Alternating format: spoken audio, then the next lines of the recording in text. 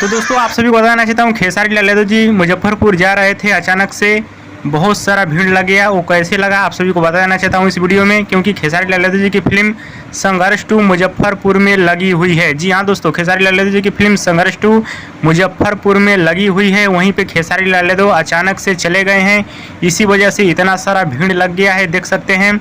और आज वाला हाउसफुल जाएगा शो खेसारी लाल यादव जी की फिल्म संघर्ष 2 का, जो कि आप लोग देख सकते हैं। बहुत ही बड़ा जमावड़ा लग गया है खेसारी लाल यादव को देखने के लिए। लोग सेल्फी लेने के लिए पहुंच रहे हैं, दीवार पे घर पे चढ़कर खेसारी लाल यादव को देख रहे हैं, जो कि आप लोग इस वीडियो में देख सकते हैं।